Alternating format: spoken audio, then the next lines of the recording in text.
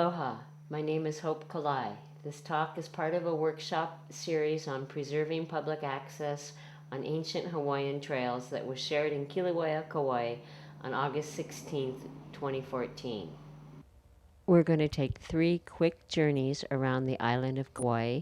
First, looking at traditional fishing and gathering methods.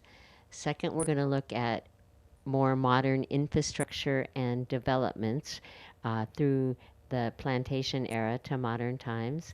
And the last trip around Kauai, we're going to look at certain ahupua'a and the modern infrastructures and developments along the Alaloa Trail in those certain ahupua'a.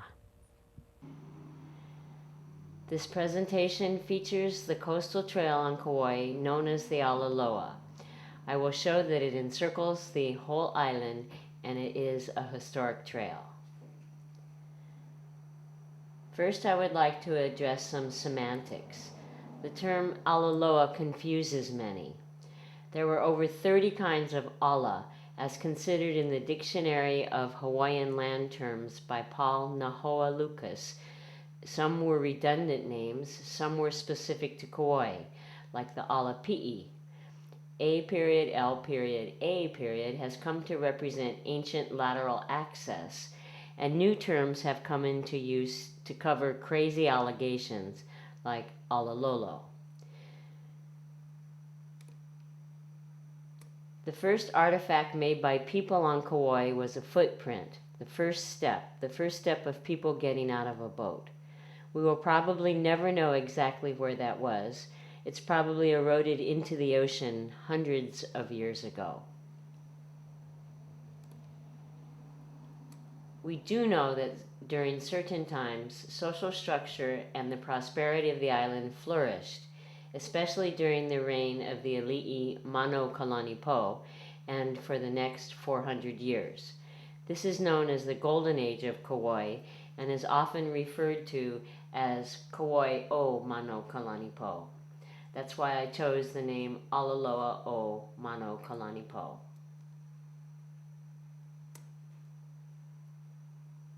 There were trails around the whole island, no matter how remote or seemingly unhospitable the landscape appears to foreigners now. Every watered valley was occupied.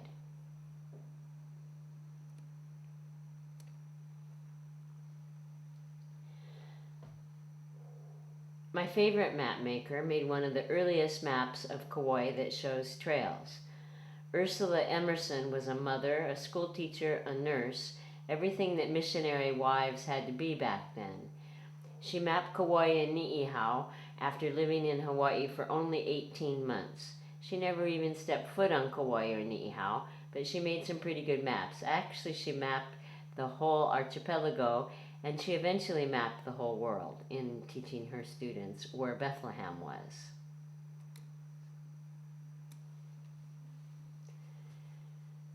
The first government survey of Kauai, made in 1878 by the USGS surveyors, shows trails around the whole island, even though it states that the Napali is unsurveyed. From the first act of the first king through the last act of the last queen, freedom of public access was a priority. Both on the Emerson map, State Registered Map 432, and the first government survey, Registered Map 1395, they both document historic trails. The settlement pattern on Kauai has changed over time. Native populations were radically diminished by diseases and social change, but communities remained dependent upon near-shore coastal resources.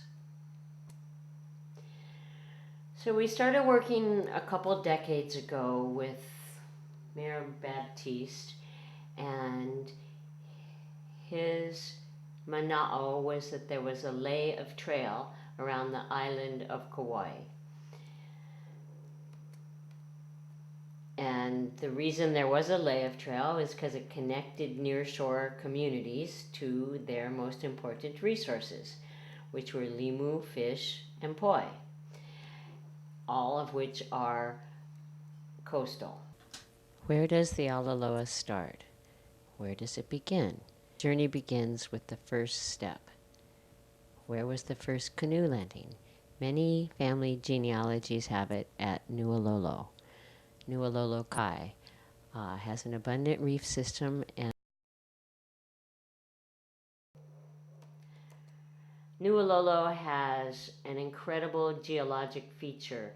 There's an X that's hundreds of feet tall, naturally in the rock wall face. This picture shows how tall the people are compared to the X. And Nuololo, where the Kala'au cross, is where the currents drop you off and where you jump on currents to go back to Hawaiki. Nuololo had coastal trails that were unique to Kauai, Alapi'i, and had horse trails coming in from above. The reason for going to Nuololo was nearshore marine resources that were abundant on the Nepali, and the currents there that would drop you off and hook you up to faster flowing currents going south. Alapi'i were unique resources to trails on Kauai. They were ladders that were affixed into the rock wall faces that got you up the cliffs. This area was extensively dug up in 1958, 1959, and radiocarbon dated. It's been deconstructed and reconstructed. The Napali Ohana is working to reconstruct the heiau at Nuololo, and from the cliffs above Nuololo you can see the reconstructed heiau down Makai.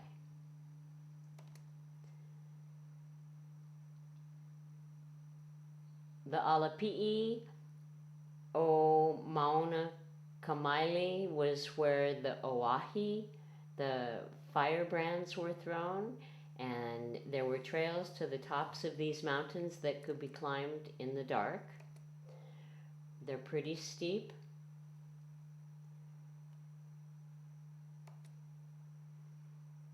You can see the valley behind this rock wall here is Nuololo Aina. This is Nuololo Kai. Nuololo Aina in the background. And this picture is actually one of the last Oahi displays on the Nepali coast.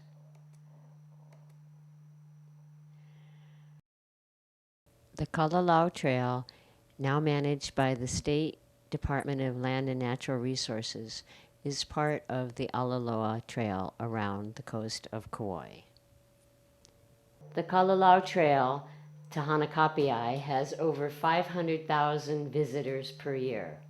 Kalalau has 12,000 paid campers. So if 12,000 people are paying to camp, you know there's at least twice that many that are bootleg camping in Kalalau. So fishing was really important to the ancient Hawaiians, not fishing the way we think of it now. Fishing with spears, fishing with nets, fishing with throw nets, with dip nets.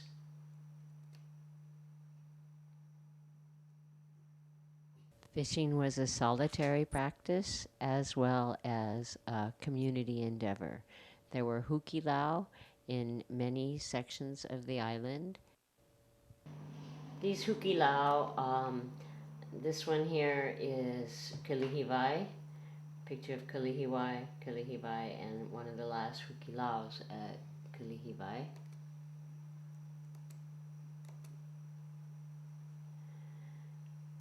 Fishing was a very important part of daily activity for a lot of people.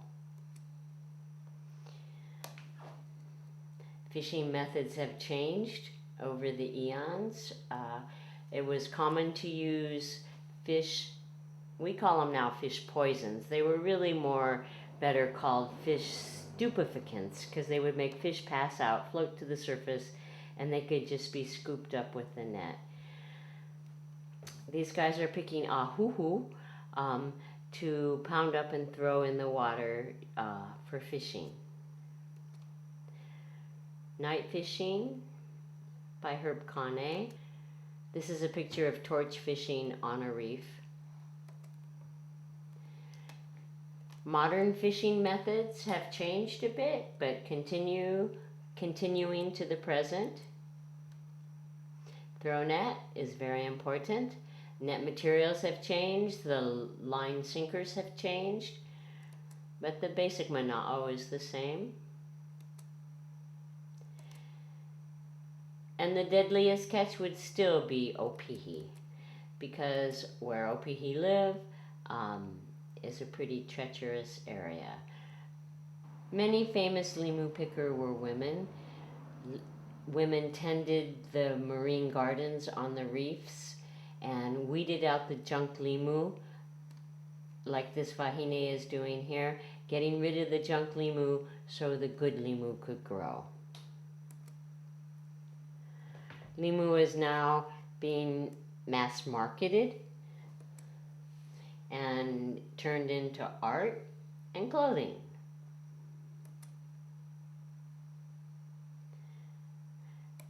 Another important part of the Hawaiian food triangle was kalo. And the kalo fields of Hanalei have been famous for eons. Most people did not live in their lo'i. Most people had 2 or 3 apana. Their first apana was usually filed for their lo'i. Their lo'i was the most important thing.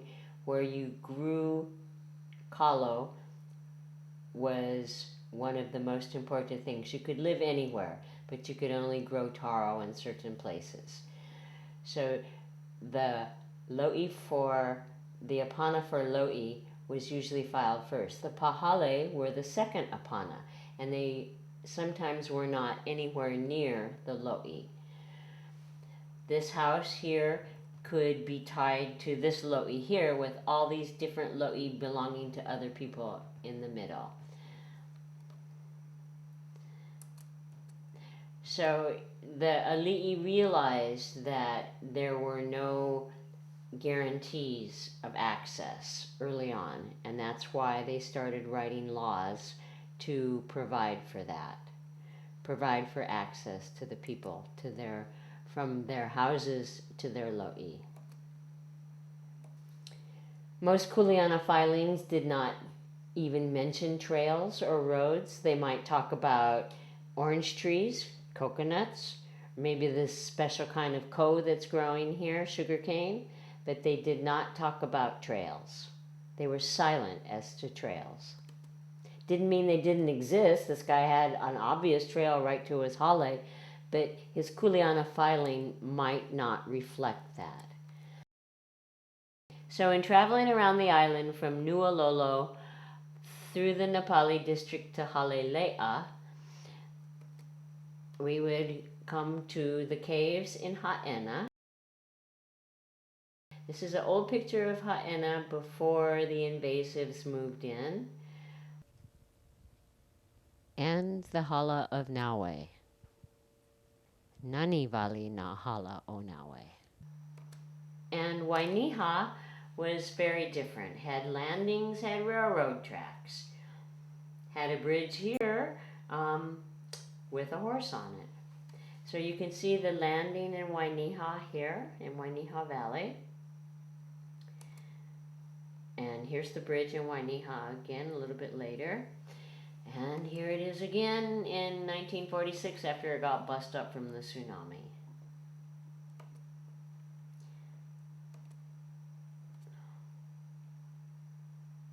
This is Lumaha'i, before all the trees grew in. And Lumaha'i Landing, showing commercial use now where there is none. These are photographs of Hanalei taken in 1897.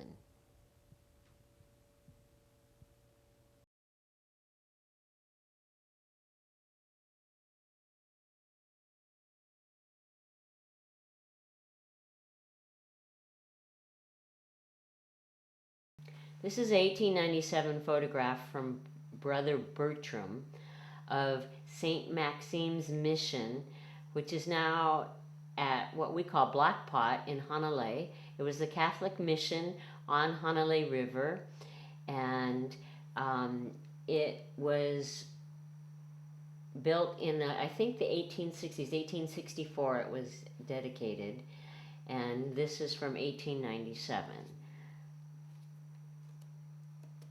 Another picture of St. Maxime's Mission in Hanalei, the Catholic mission in Hanalei, right at the mouth of the river. And here it is, no more. This is 1924, no more Catholic mission. It had moved to the main road by then. So a lot of the stories about the Alaloa around Kauai were about river crossings, stream crossings, because there weren't any bridges. So it was about streams and stream crossings, ferries and scows. How are you going to get across the river? How are you going to get your horse across the river? And all your stuff. So this is actually a postcard of the Kalihiwai ferry crossing. This map shows the Catholic missions on the coast from Hanalei to Molowa'a, and the blue crosses are the Calvinist outstation meeting houses. So the Catholics had the coast, the Calvinists had the Alanui Aupuni, the inland public road, is where they located their churches. This picture shows Halelea District, Hanalei Bay right here, and the Alaloa comes around the coast right here. You can see where it would be right along the coastline here. And this picture shows the Hanalei Pier in the late 1800s. Times were different, travel was different, and in 1924 there was a railroad track on the pier to get sugar cane and products down. So in 1924, the Royal Order of Kamehameha had their first statewide convention on Kauai, and they went from Hanalei all the way to Kekaha, and this is a picture of a few of the Royal Order walking the road into Hanalei, 1924. In the late 1860s, the post office in Hanalei would take the mail to Kealia on Tuesday on the Alaloa. On Thursday, they would come back more Mauka on the public road, going to the steamer landing in Kealia. 1890, the Alaloa at Kahili Landing, Kilauea, shows commercial use. You can see the bags probably of sugar being loaded or stuff being offloaded, brought into Kilauea. This is 1924 4th of July outing on Kahili Quarry Road, which is the Alaloa going to Kahili Landing. And the Alanui Aupuni over what is now Kolo Road in Kilauea, and the bridge that has just been rebuilt. In the late 1800s was multiple use management. You could run a railroad car on it, or these steam plows that are waiting to cross. Here you have to put the planks down over the railroad tracks for the steam plows to go. This map from 1892, registered map 1971 by Montserrat, shows commercial roads but no trails.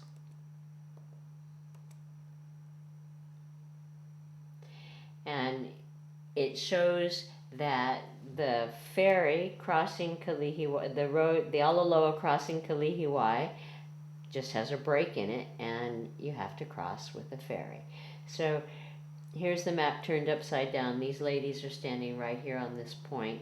The Alaloa comes in right here, and then the ferry takes them across, and the the Alaloa continues on the other side.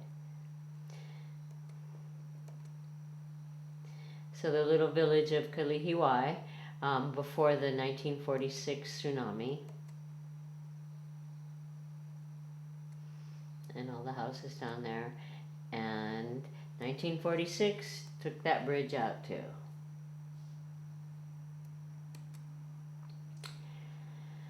This picture of Kihili Landing, Kilauea rock quarries, there's 100-year difference between this picture and this picture.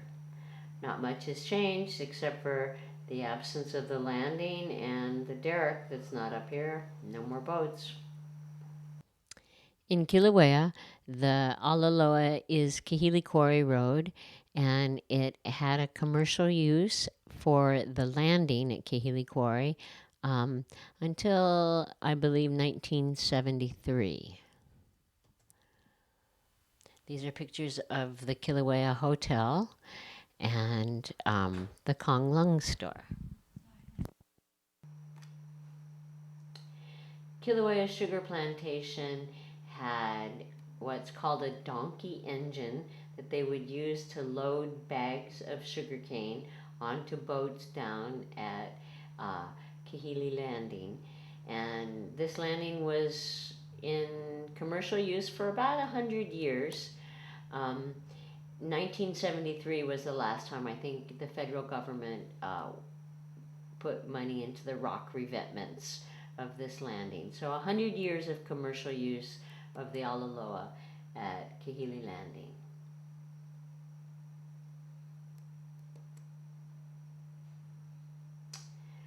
Now there's a bit of quandary about the Alaloa. You can barely walk it now, even though those Model Ts could all drive it in 1924.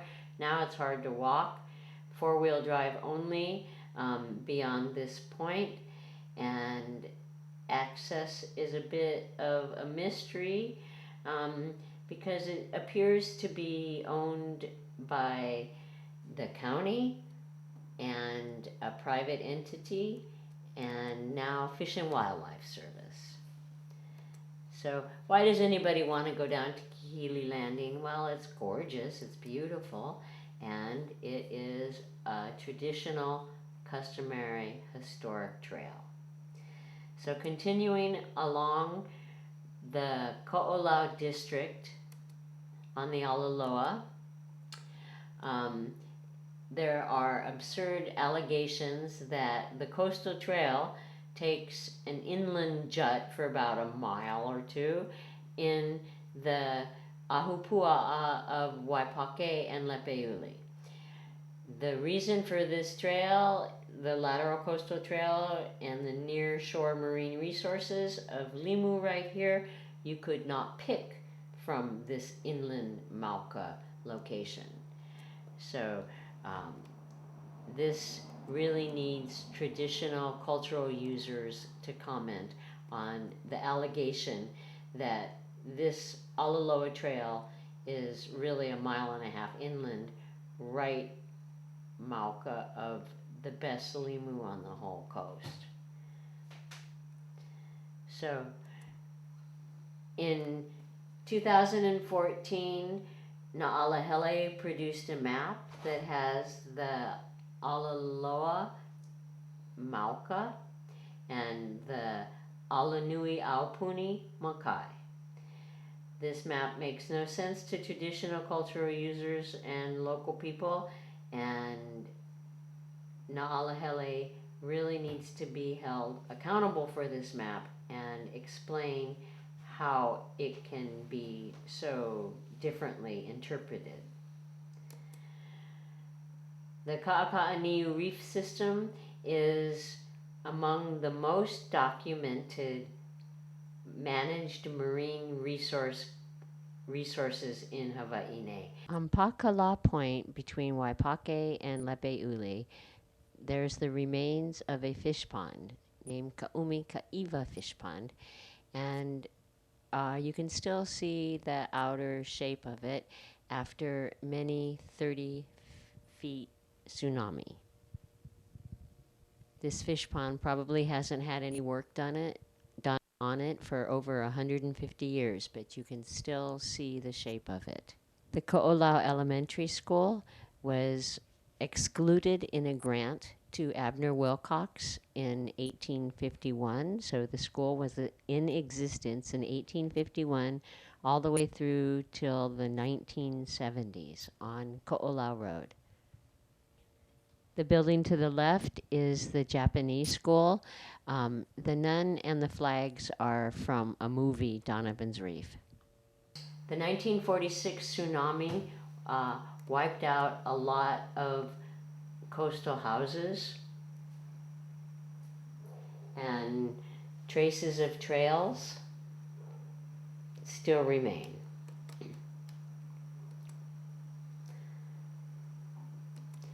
This picture shows the Alaloa in Molowa'a headed up towards Ka'aka'aniu. It's just an ancient footpath made by Tutu's feet.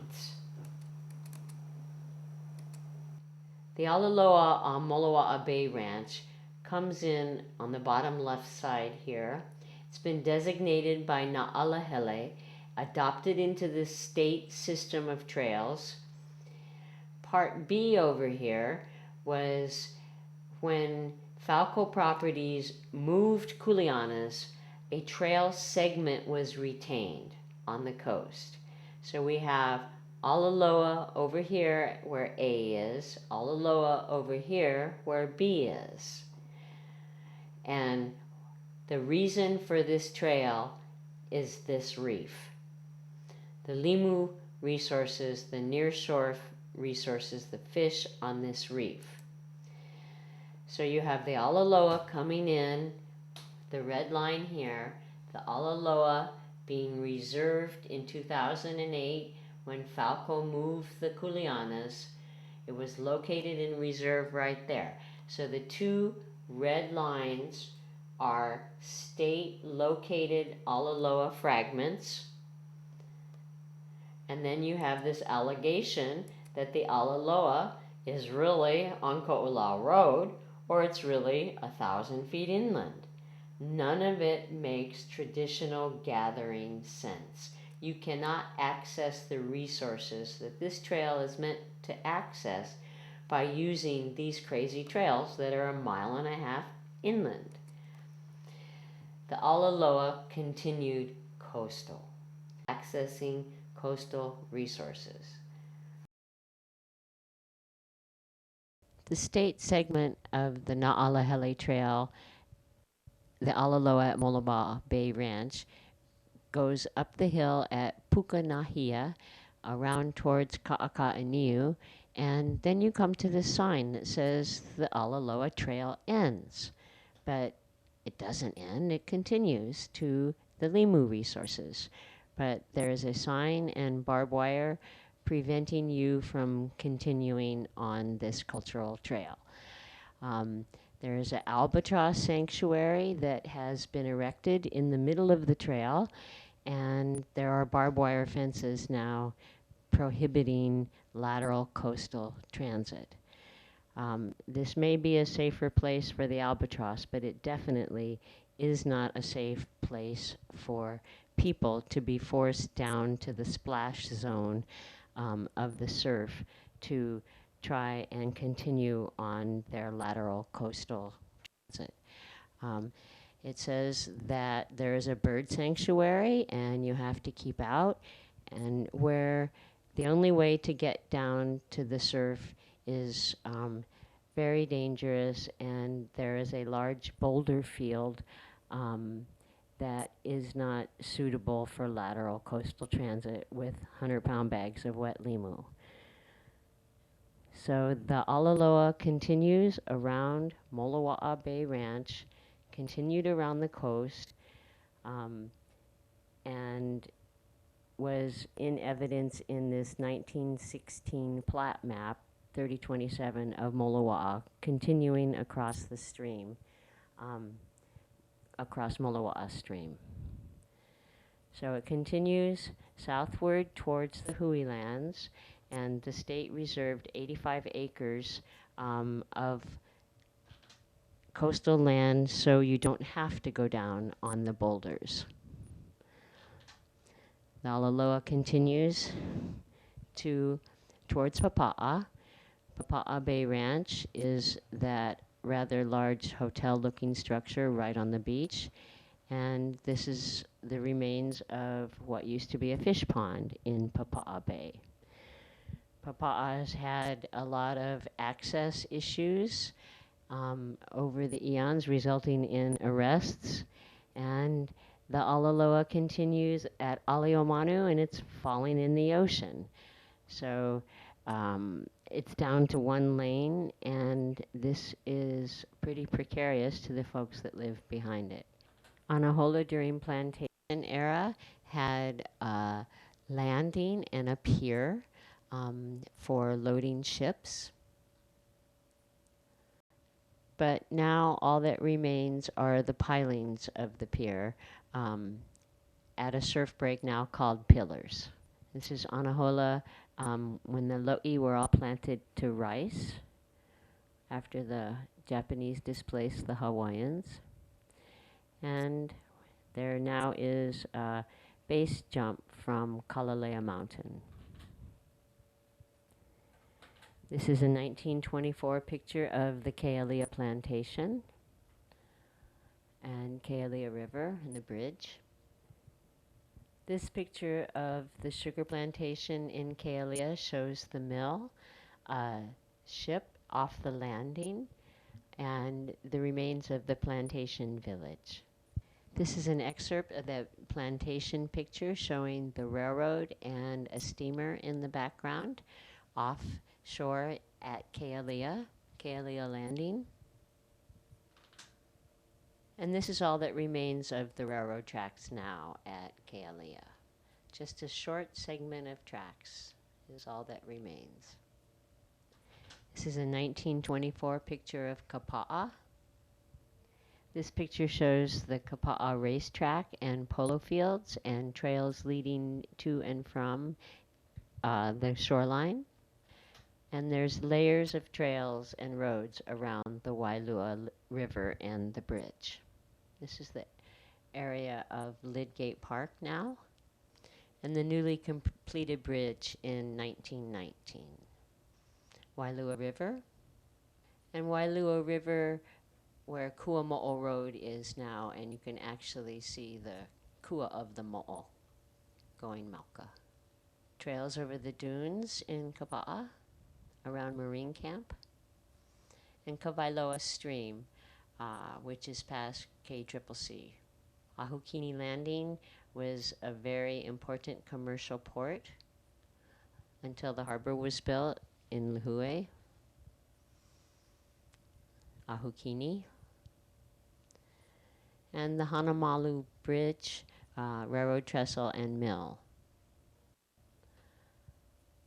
Now Willy Willy Harbor being built.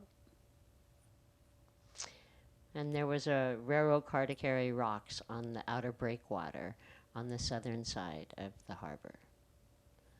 Lihue in older times, plantation mill pond, downtown Lihue, and the Huli'ia.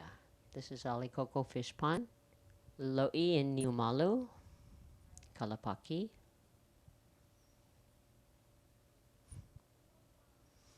Alikoko. Old fish pond wall at Alikoko, taken in the 1900s, before the mangrove moved in. Alikoko now.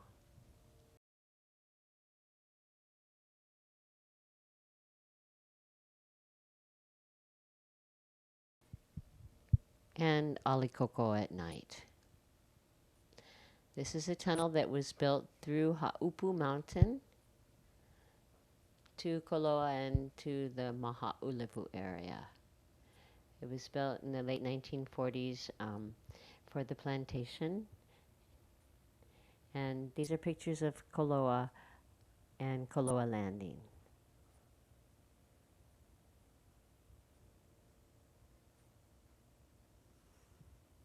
Koloa Landing was an important steamer port. This picture of Lauai shows Lauai Valley and the stream before the Allertons moved in, and the cane fields. Hanapepe.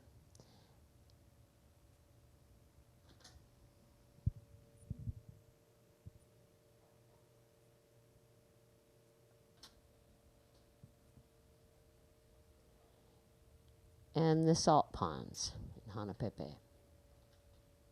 An early picture of the Makaweli Mill and a postmark from 1892, Makaweli, and Waimea during different times. You can see railroad tracks, an old Model T, a hale, and this one is from the 1860s.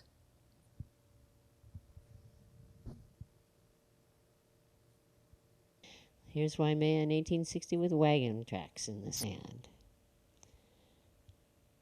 Waimea Village. And the river. Not much has changed now except a lot less water in it now. So it's all about how you're going to get across the river. How are you going to get your stuff across? How are you going to get your stuff loaded on the boats? How are you going to get your stuff ashore from the boats? See the horses swimming ashore from the steamer? Waimea Bridges. And the Waimea Bridge was built where the scow crossing was. Before the first Waimea Bridge was built, people crossed the river at a ford. And then after the ford, there was a scow, and then there was a wooden bridge put up where the scow crossing was, to be later replaced by this concrete and later the iron bridge. This is the Royal Order of Kamehameha in 1924 on Waimea Pier. And marching through the town of Waimea. The pier during earlier times, and the town of Waimea showing the courthouse and churches and schools. The pier, Waimea Pier, and the mill. These are Korean brides, picture brides, and the Kekaha mill. An aerial of Mana, and the shrimp farm at Mana. This is a 1931 picture of Mana, Barking Sands, and Nohili Dunes. More of Nohili. This is the Royal Order at Nohili, 1924. In the late 1870s, there was a school teacher who lived in Mana who hiked every day into Miloli'i to teach the kids school. There were about 30 kids there. This picture of Miloli'i shows the hale on the right. That's the one that's been taken down and reconstructed at the Bishop. You can see the trail that the teacher hiked daily from Mana. And coming down from the top was rather precarious. There was a horse trail, but now the only way to get there is by boat. Now we're going to take another trip around the island and look at some of the more modern infrastructure and developments. We're going to look at the roads and the trails, the cultural byways, and the infrastructure, the social constructs that have been built that are determined by the geology of the island, the topography and the hydrology. Agriculture around the island has changed, the irrigation patterns have changed, but the ocean landings have remained pretty much constant. Piers were built where the traditional canoe landings were, and railroads connected commerce to trails, and the trails connected churches, schools, and post offices to commercial districts and towns. I will show that the Alaloa is ancient.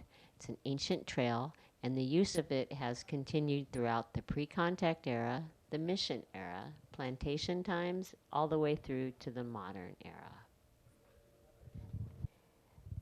and that the Alaloa connects ancient coastal communities. The Alaloa encircled the entire island of Kauai. Um, in certain places, there were different applications. There were different kinds of ala to get around the island. In places of precipitous pali, there were ladder structures, ala pi'i, but the Alaloa went around the entire island. It was essential for traditional lifestyles and accessing coastal resources. There were no bridges until the late 1880s or 90s. The Belt Road was not completed around Kauai until 1927. So every stream crossing presented challenges. How are you going to get across the river? How are you going to get your stuff across the river? Your horses, um, your belongings, your kids. How are you going to get across without getting wet, without getting washed down? These pictures show the roads in Mana under construction, early roads with mules, then the Macadam Road, and later in the, I believe in the 40s, roads were still being worked on to Mana, to Palahale. Pre-contact era agriculture centered around watered stream valleys.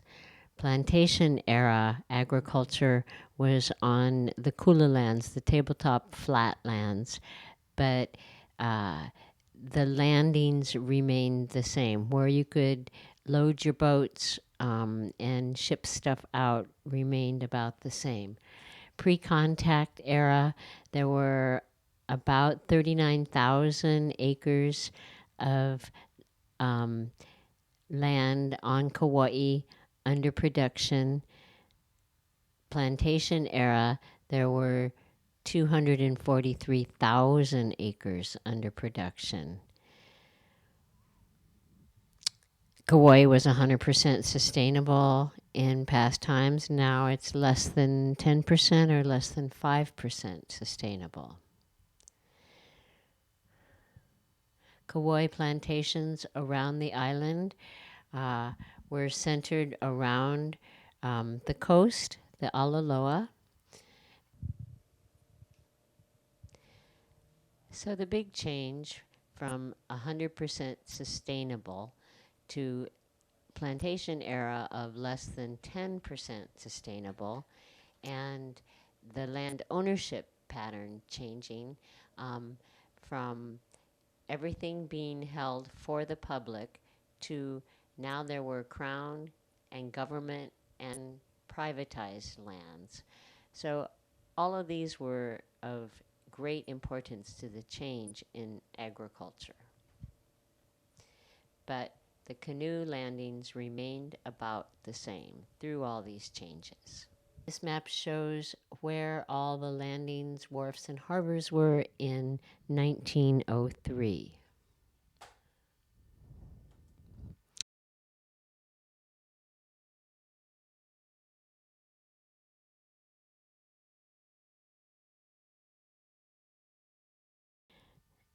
This map, the 1903 maps, are shown in the pink stars. The modern launch ramps and Department of Ocean and Boating, Ocean Recreation launch ramps are shown in the blue and yellow and red dots. So the locations of the harbors and landings has not changed that much over time. Wharfs, landings, and harbors continued to change as commerce developed and needs for shipping changed and boats improved. Almost every landing had some sort of railroad track.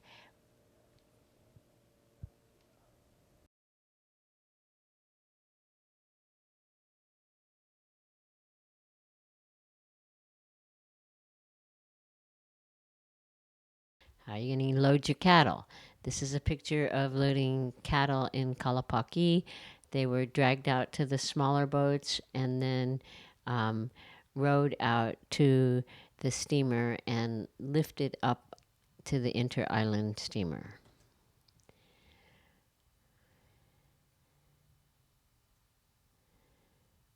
You can see loading cattle was quite a challenge before the piers were built.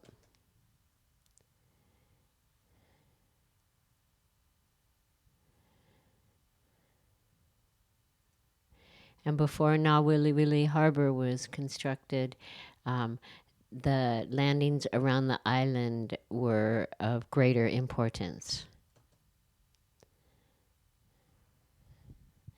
There were landings and railroad tracks where we don't expect them now, um, like Lumahai. Hawaii had the earliest railroad in Hawaii, Kilauea Railroad. With the last spike was pounded by uh, Princess Lydia Kamakaeha, later Queen Liliuokalani. The railroad tracks around Kauai were not contiguous. They didn't connect with each other. They serviced the landings. So the Makaweli Railroad track went to the Port Allen landing and Kaloa Mill. Um, Ahukini landing was connected by rail to Kealia, but the Kilauea plantation um, only connected to the Kahili Quarry landing. So the railroad tracks were not contiguous around the island of Kauai. But there were trails to the rails for loading sugarcane and other agricultural products. In the 1870s, the postal routes were mapped. And you can see the Nepali was still getting, it wasn't daily mail, but it was probably twice a week mail. In the Ko'olau district, the mail went on Tuesday on the Alaloa and came back from Kealia on Thursday on the Alanui. That's why there's two trails up in that area of Kauai. Churches and missions were located around the island in close proximity to the Alaloa to facilitate people getting there. This map shows the UCC churches. They're UCC now. They were Calvinist mission churches around the island of Kauai. Schools were all located around the Alaloa in plantation camps and areas of high concentration of population. And there were quite a few shipwrecks around the island of Kauai that made a lot of coastal traffic. The Ha'aheo o Hawaii that went down in 1824, there were things floating ashore, I've read, for 2 or 3 years afterwards. People were still going down and picking up stuff from the shipwreck.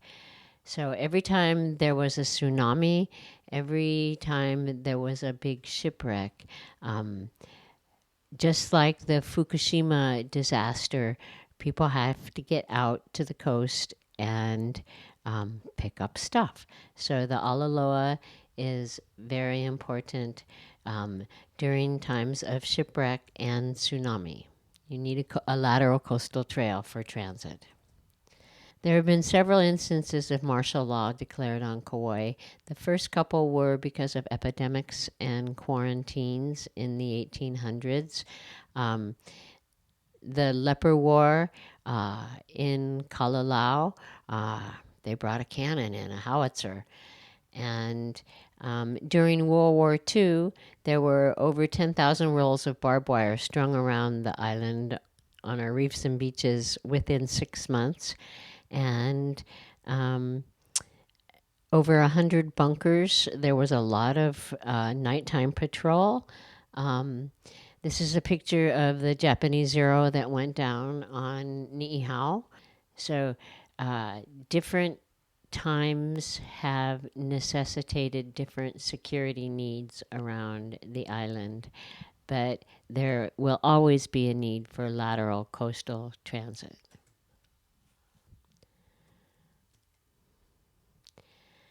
And these are early bridges that were built around the island at the turn of the century. This is Hanalei Bridge, Waimea. Uh, this one is Lumahai, Wainiha, Kilauea, Wailua. Kauai also had swinging bridges, footbridges, and a unique kind of rock stone bridge, columnar basalt. There are places on the island where there are basalt columns, and they were stacked up over the Huli'ia River, and an early bridge was made at the turn of the 1900s. Agriculture on Kauai in the 1800s included many crops um, like coffee, oranges, tobacco, um, cattle for sure, and sheep and wood. Some of the wood was exported to Honolulu for firewood use, but a lot of it was sandalwood. And the sandalwood trade lasted for about 30 or 40 years, from the late 1820 to about 1840. And sandalwood was carried down the mountains to holes dug in the ground that were the shape of a ship's hull, the exact size and length of a ship's hull. And sandalwood was loaded into there until a full shipload was stacked up, and then it was carried down to the harbor and loaded onto the ships. So these sandalwood measuring pits, one of them on Molokai is part of the Na'alahele Trail system, and they weren't on any historic maps. It was a point in time uh, that was used. The historic use of these pits was only about 30 or 40 years. So the sandalwood trade had huge impacts on the people and the forests of Hawaii, and generated many new trails. We're going to go around the island and look at certain ahupua'a, not all of them, but the ones that have the most documentation. And then there will be a little paper like this that's like a sticky paper that has the social constructs that are built on or near the Alaloa in that particular ahupua'a. So beginning on the Nepali, uh, first, Nualolo, Kalalau, Hanakoa, Hanakapiai, Wainiha,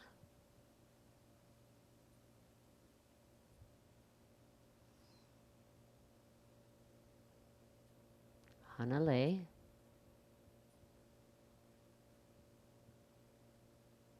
and the social constructs had just about everything.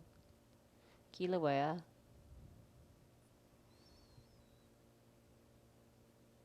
the constructs.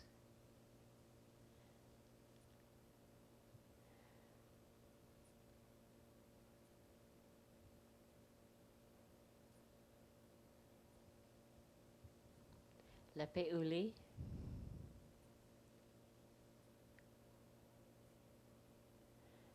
and the checklist.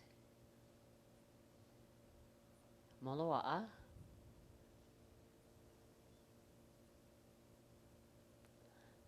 the checklist. Anahola,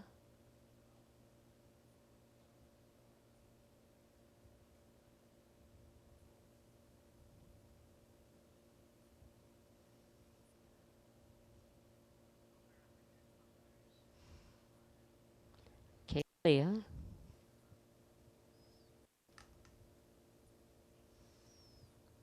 checklist.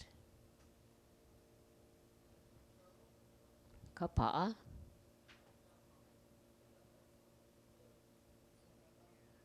Checklist. Ahukini.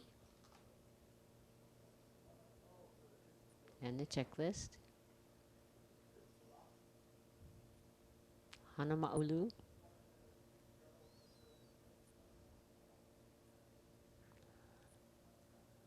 And just about all the constructs. Lihu'e.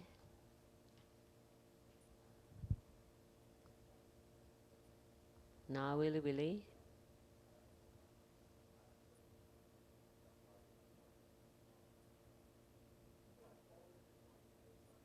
Hule'ia.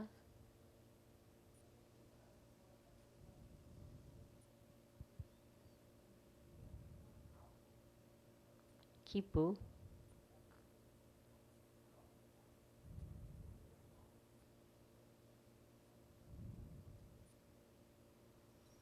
Koloa.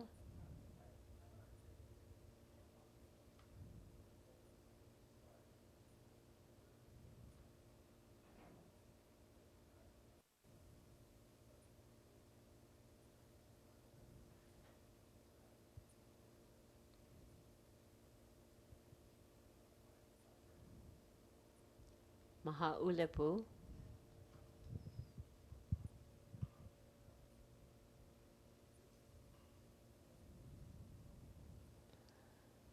Makawena and Vele Vele.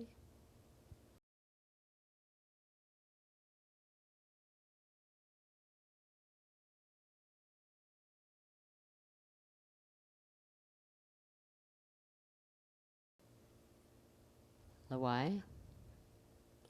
Kalaheo.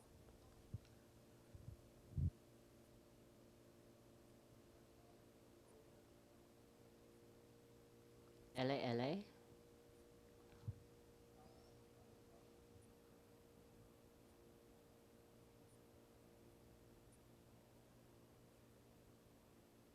Kaumakani.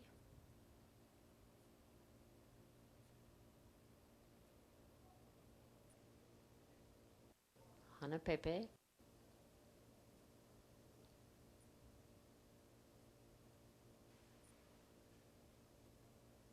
Waimea.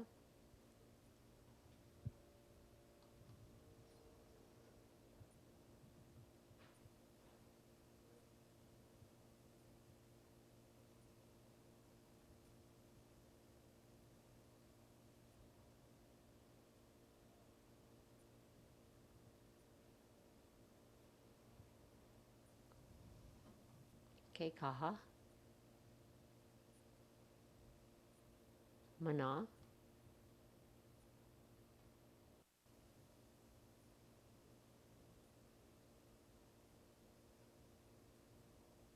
Miloli'i.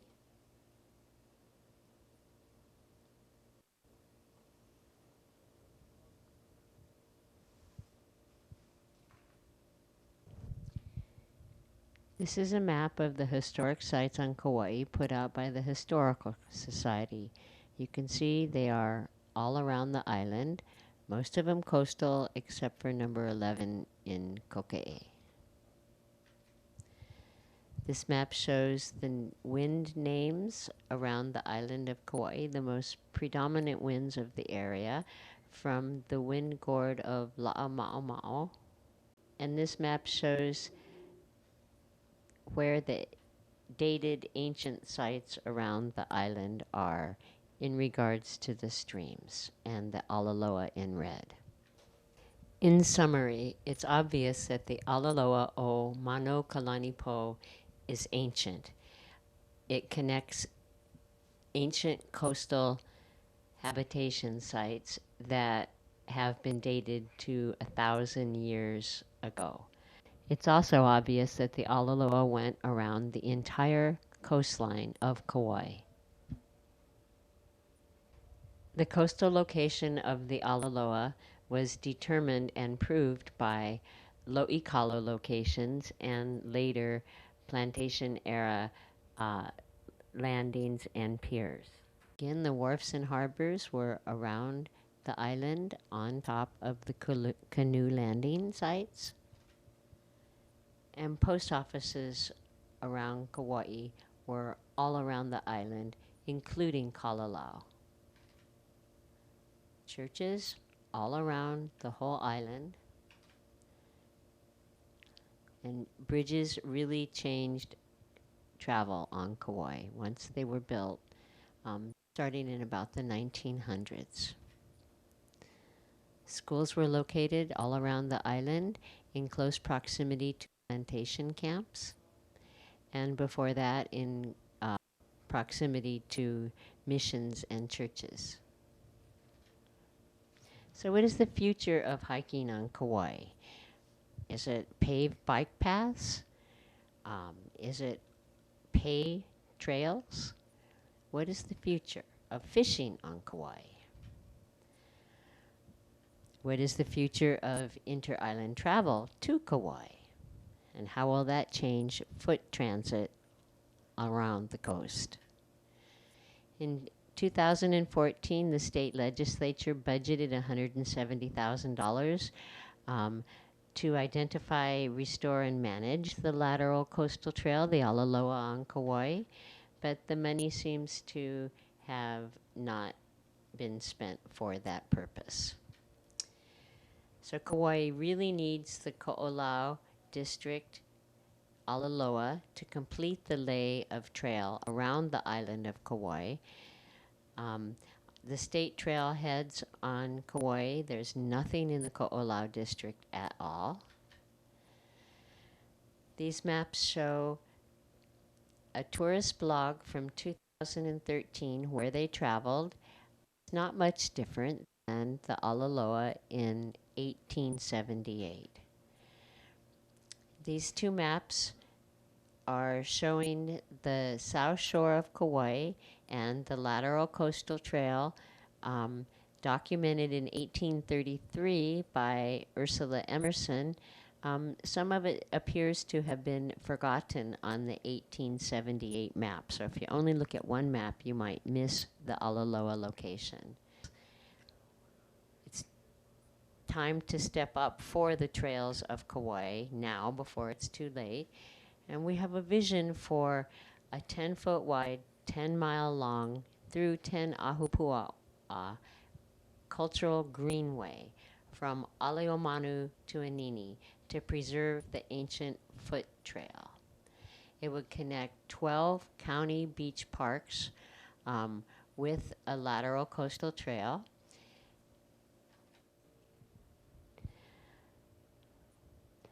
I want to thank all the historic photographers who have preserved these vignettes of our history in pictures.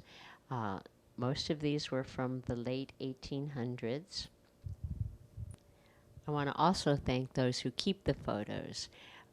Kauai Museum, Kauai Historical Society, the Hawaii State Archives, and my favorite websites for Hawaiian history information, ulukau.org, huapala.net, and avakonohiki.org, treasure troves of information about kuleanas and land grants.